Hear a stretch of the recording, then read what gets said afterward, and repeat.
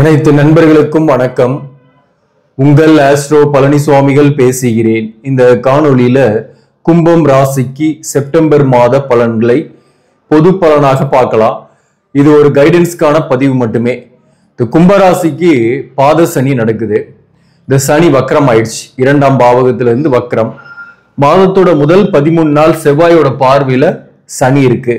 அதனால உடல்நல விஷயத்துல கொஞ்சம் கவனம் செலுத்திங்க. வண்டி வாகனங்கள்ல போகும்போது கவனமா இருங்க.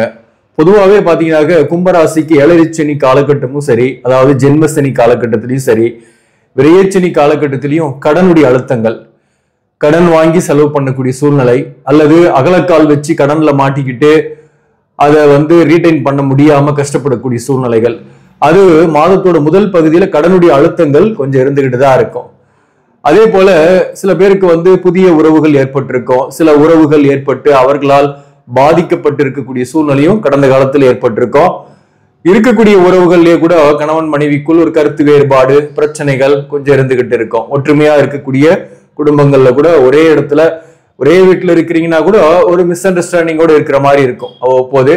அதெல்லாம் ஜென்மசனி காலகட்டத்தில் இருந்தது. பாதசனி காலகட்டத்திலையும் ஒரு சில பிரச்சனைகள் தொடர்ந்து கொண்டுதான் இருக்குது. மழை விட்டாலும் தூவானம் தொடருவது போல இந்த கும்பராசிக்கு குட் நியூஸ் தான் எப்போது அப்படின்ற கேள்விகள் எல்லாருடைய மனதிலும் இருக்கும். கும்பராசியில பிறந்தவங்க கமெண்ட் பண்ணிருக்கீங்க, அதாவது எப்பதான் நீங்க நல்லது சொல்ல போறீங்கன்ட்டு. நம்ம நல்லது சொல்லணும் கெட்டது சொல்லணும்ன்ற எந்த பிளானும் எனக்கு இல்லை. கோச்சார கிரகத்துக்கு என்ன பலன் இருக்கோ, என்ன பலன் சொல்ல முடியுமோ அதை சொல்லிட்டு இருக்கிறேன். இது ஒரு பொது பலனா தான் எடுத்துக்கணும். உங்க சுய ஜாதகத்துக்கான பலனா எடுத்துக்காதீங்க. கைடன்ஸ்க்கான பதிவு மட்டும்தான் இது. செப்டம்பர் மாதத்துல சூரியன் முதல் 16 நாள் ஆட்சி பெற்று 7ஆம் இடத்துல இருக்கும். 7ஆம் இடத்துல சூரியன், அதே போல புதன் செப்டம்பர் 15 வரலாம். கேது ஃபுல்லாவே இருப்பாரு. ராகு உங்க ராசியில் இருக்கும். அதாவது கோபம், டென்ஷன் கொஞ்சம் இருக்கும், ஆனா புத்திசாலித்தனமா செயல்படுவீங்க.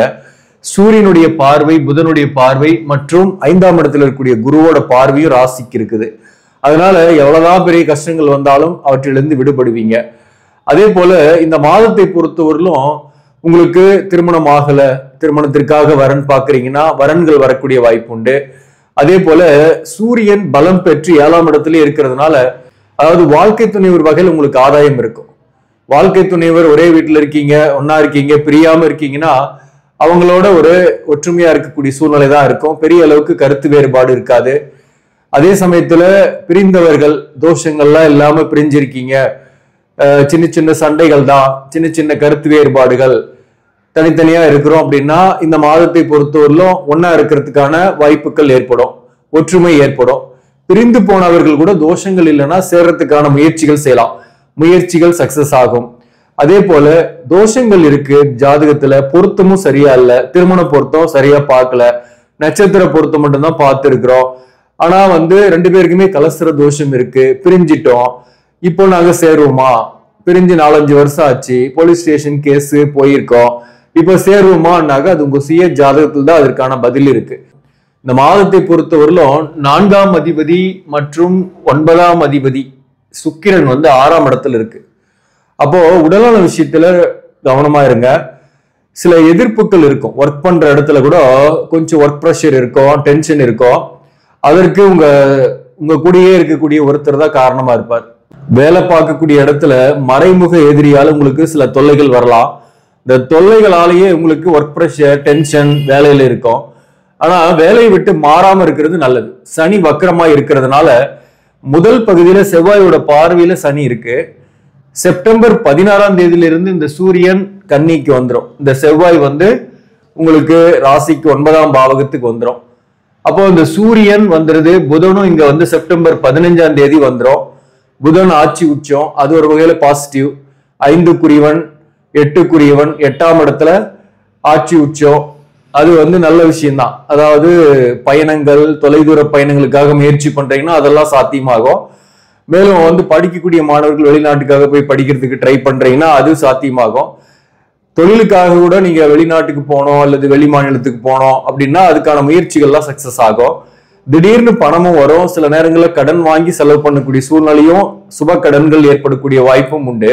இந்த புதன் ஆட்சி உச்சம் பெறதுனால, சூரியன் 8ல் இருக்கிறதுனால இடமாற்றங்களும் பயணங்களும் சில பேருக்கு ஏற்படும். ஆனாலும் அந்த இடமாற்றம் பயணம் அப்படின்றது பாத்தீங்கன்னாக்க கொஞ்சம் உங்க ஜாதகத்துல வெரிஃபை பண்ணிட்டு நீங்க இடமாற்றம் செய்யறது நல்லது. உங்க ஜாதகத்துல சனி வக்ரம் பெற்று இருந்தாக இடமாற்றம் பண்ண வேண்டிய சூழ்நிலை வரும். பண்ணாலையும் பிரச்சனை இல்லை, புதிய வாய்ப்பு கிடைச்சிரும் நவம்பர் மாசத்துக்குள்ளாரியே. அதே போல உங்க ஜாதகத்துல சனி வக்ரமாகல, ஆனா வேலையில ஒரே டென்ஷனா இருக்கு, டார்ச்சரா இருக்கு, வேலையை விட்டுடலாமான்ற எண்ணங்கள்லாம் இருக்கு அப்படின்னாக்க விடாம இருங்க. உடல் நலத்துல நீங்க தான் ரொம்ப கவனமா இருக்கணும். சனி உங்க ஜாதகத்துல வக்ரமாகலனாக நீங்க உடல் நலத்துல கவனமா இருக்கணும். வேலையிலையும் கூடுதலா அக்கறை செலுத்தி வேலை பார்க்கணும். பேப்பர் போடுறதை தவிர்க்கணும், இடமாற்றத்தை தவிர்க்கணும். திடுதிப்புன்னு அவசரப்பட்டு முடிவு பண்ணக்கூடாது.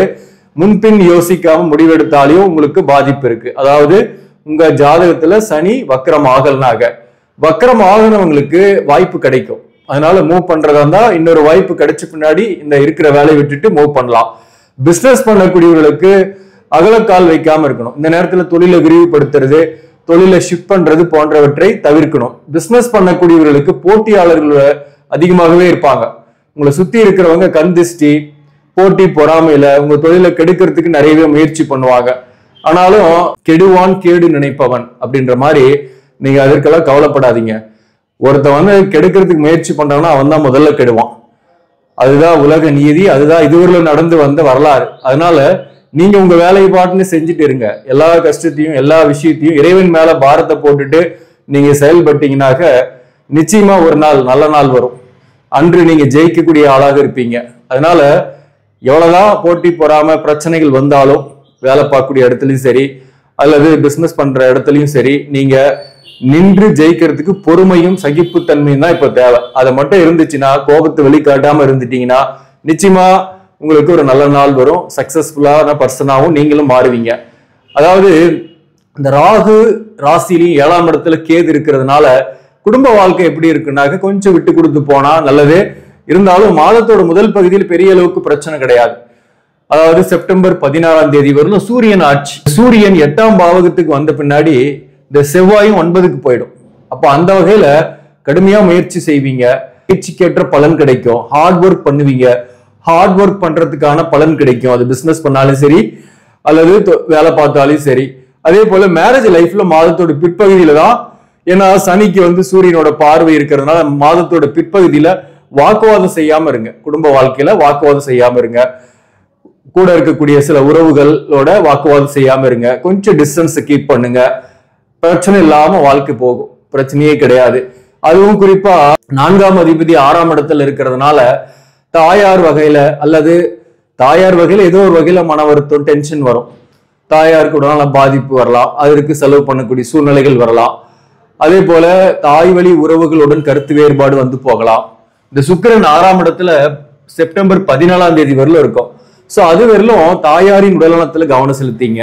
மாதத்தோட பிற்பகுதியில செப்டம்பர் 16ஆம் தேதியிலிருந்து இங்க சூரியன் வந்த பின்னாடி, கன்னியில சூரியன் வந்தாக சனியை பார்க்கும், சனி வந்து சூரியனை பார்க்கும். அப்போ வந்து தந்தையின் உடல்நலத்துல கவனம் செலுத்திங்க. அல்லது தந்தை வழி உறவுகளால சில பிரச்சனைகள் வரலாம். பூர்வீக சொத்துல சில பிரச்சனைகள் வந்து நீங்கும். அல்லது பூர்வீக சொத்துல இருக்கக்கூடிய ஆல்ரெடி பிரச்சனை இப்ப பெரியதாக வரும். அதை வந்து நீங்க வந்து கொஞ்சம் பொறுமையா அதை டீல் பண்ணணும். போஸ்ட்போன் பண்ணிக்கிட்டு போனீங்கன்னா பெட்டர். வழக்குகள் இருக்கு அப்படின்னா கூட வழக்கு உங்களுக்கு கொஞ்சம் சாதகமா இல்லாத இருக்கும். அப்போ வந்து கொஞ்சம் எதிரிகளின் கை ஓங்கி இருக்கும். சுத்தி எதிரிகள் உங்களை சுத்தி எதிரிகளாக இருப்பாங்க. ஆனா அதுல ஜெயிக்கணும் அப்படின்னா பொறுமையா புத்திசாலித்தனமும் அவசியம். இந்த நேரத்துல புத்திசாலித்தனமா செயல்படுவீங்க. ஏன்னா ராகு ராசியில நின்று அதற்கு குரு பார்வை இருக்கிறதுனால புத்திசாலித்தனமா செயல்படுவீங்க. ஆனா கோபத்தை மட்டும் வெளியே காட்டிட்டீங்கன்னா காரியம் கெட்டு போயிடும். அதனால சுத்தி இருக்கக்கூடிய எத்தனை எதிரிகளாக இருந்தாலும் நீங்க ஜெயிக்கக்கூடிய வாய்ப்பு உண்டு. பொறுமையா இருந்து கோபத்தை வெளிக்காட்டாம இருந்தீங்கன்னா போதுமானது. அப்போ அந்த வழக்குகள்ல கொஞ்சம் டிராக் அப் பண்ணீங்கன்னாவே முடிஞ்சு போச்சு. ஒரு சரியான வக்கீல வச்சு வழக்குகள் இருக்கிறவங்களுக்கு சொல்றேன், அது எல்லாருக்கும் கிடையாது. வழக்கு இருக்குன்னாக்க கொஞ்சம் டிராக் பண்ணிட்டு போங்க. கொஞ்சம் நெகட்டிவா இருக்குன்னாக்க அது டிவோர்ஸ் கேஸா இருந்தாலும் சரி அல்லது சொத்து சம்பந்தமான கேஸா இருந்தாலும் சரி. அதே போல இந்த மாதத்தை பொறுத்தவரை படிக்கக்கூடிய மாணவர்களுக்கு உடலான விஷயத்துல கவனம் செலுத்திங்க. மற்றபடி சிறப்பாகவே படிப்பீங்க. வெளியூர் வெளிமாநிலம் வெளிநாட்டுக்கு சென்று படிக்க வாய்ப்பு தேடக்கூடியவர்களுக்கு வாய்ப்புகள் கிடைக்கும். மேலும் வந்து குரு 5ஆம் இடத்துல இருக்கிறதுனால உயர்கல்வி படிக்கக்கூடியவர்களுக்கு எதிர்பார்த்த கோர்ஸ்லயே சேரத்துக்கான வாய்ப்புகள் வரும். மேலும் வந்து 5ஆம் இடத்துல குரு இருக்கும் போது குலதெய்வ அருள் கிடைக்கும். குலதெய்வ கோயிலுக்கெல்லாம் நீங்க போயிட்டு வரக்கூடிய சூழ்நிலைகள் இந்த காலகட்டத்தில் ஏற்படும். போயிட்டு வந்தாலும் உங்களுக்கு நன்மை ஏற்படும். குலதெய்வ கோயிலுக்கு போயிட்டு வாங்க, குலதெய்வத்துக்கு பொங்கல் வச்சு வழிபாடு செய்யுங்க, நன்மைகள் ஏற்படும். இப்போ இந்த கும்பராசியில சதயம் நட்சத்திரம் இருக்கு. இந்த சதயம் நட்சத்திரத்துக்கு கடனுடைய அழுத்தம், குடும்ப வாழ்க்கையிலும் கருத்து வேறுபாடுகள், சில பேர் பிரிந்து கூட இருப்பீங்க. இதெல்லாம் இந்த மாதம் தீர்மானாக இந்த மாதத்துல கடனுடைய அழுத்தம் இருக்கும்.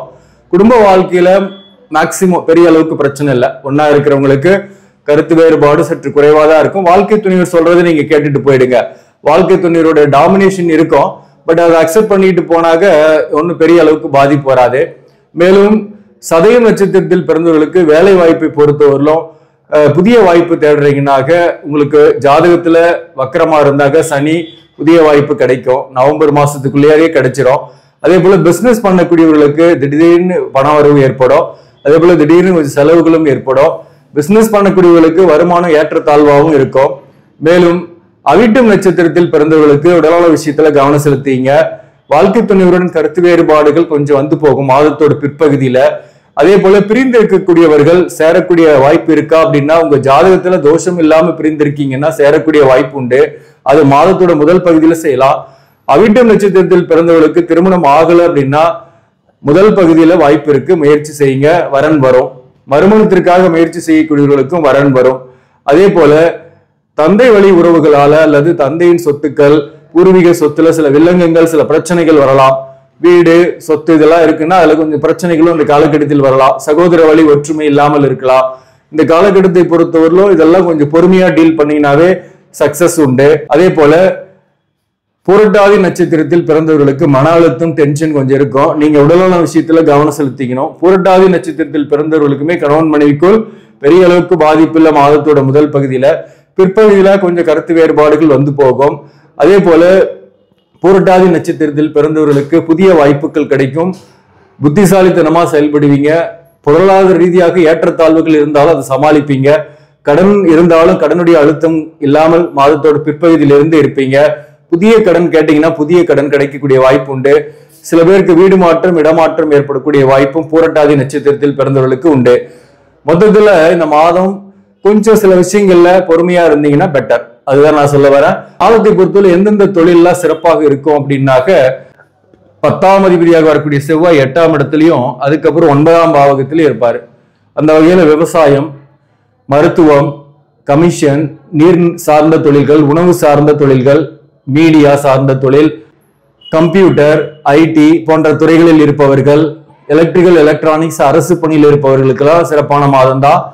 இந்த மாதத்தை பொறுத்தவரையிலும் நீங்கள் வழிபட வேண்டிய தெய்வம் எதுனாக்க, குறிப்பா முருகப்பெருமானை வழிபாடு செய்யுங்க. முடிஞ்சா நீங்க பழனி முருகன் கோயிலுக்கு கூட போயிட்டு வாங்க, உங்களுக்கு நன்மைகள் நடக்கும். இல்லைன்னா வீட்லயே முருகனை வழிபாடு செய்யுங்க. போட்டோ வச்சு கந்த சஷ்டி கவசத்தை தினமும் படிச்சுட்டு வாங்க. ஒரு 48 நாள் கந்த சஷ்டி கவசம் படிங்க. அதோட ரிசல்ட் கண்டிப்பா நல்லா இருக்கும். படிச்சு பாருங்க, அதோட பலனை நீங்களே சொல்வீங்க. ஆக நண்பர்களே, இந்த பதிவு உங்களுக்கு பிடிச்சிருந்தாக லைக் பண்ணுங்க. இதை மற்றவர்களுக்கும் ஷேர் பண்ணுங்க. இன்னும் நம்ம சேனலை சப்ஸ்கிரைப் பண்ணாம பாக்குறவங்க சப்ஸ்கிரைப் பண்ணி கண்டினியூ பண்ணுங்க. இதன் மூலம் உங்களுக்கு ஒரு சரியான ஜோதிட தகவல்களும் ஆன்மீக தகவல்களும் கிடைக்கும். நன்றி, வணக்கம்.